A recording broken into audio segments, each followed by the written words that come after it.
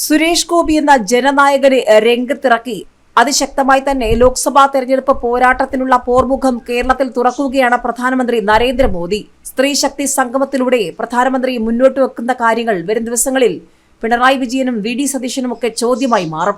പ്രധാനമന്ത്രി നരേന്ദ്രമോദി ഇത്തവണ കേരളത്തിലെത്തുന്നത് രണ്ടും കൽപ്പിച്ചു തന്നെയാണ്. ശബരിമലയിൽ വികാരം വോട്ടായില്ല. സ്ത്രീ മുന്നേറ്റം ലക്ഷ്യമിട്ടാണ് നരേന്ദ്രമോദിയുടെ വരവ്. ജനകീയ മോഹങ്ങളെ ഇറക്കുമെന്നാണ് റിപ്പോർട്ട്.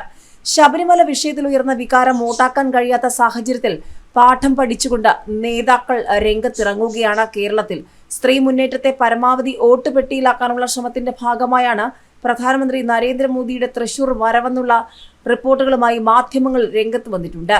ജനുവരി 3-നാണ് പരിപാടി. സ്ത്രീ ശക്തി സംഗമത്തിന് പുറമെ സ്വരാജ് റൗണ്ടിൽ റോഡ് ഷോ ഉണ്ട്. വനിതകൾക്ക് കൂടി സ്വീകാര്യമായ നേതാക്കളെയും ജനപ്രിയരെയും മുന്നോട്ടിറക്കിയാണ് പരിപാടിക്കായുള്ള പ്രചാരണം.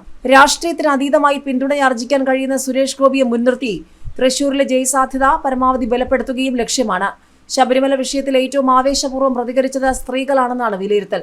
ഈ ആവേശത്തെ വോട്ടാക്കാൻ കഴിയാതിരുന്നത് വിശ്വസ്തരെന്ന് കരുതാവുന്ന നേതാക്കളുടെ അഭാവം കാരണമാണെന്നാണ് വിശകലനം. ചില മുതിർന്ന നേതാക്കളുടെ സാമൂഹ്യ മാധ്യമ പോസ്റ്റുകളിൽ വരുന്ന വനിതകളുടെ കമന്റുകളാണ് സ്വീകാര്യത കുറവ് കണക്കാക്കാൻ സഹായിച്ചത്.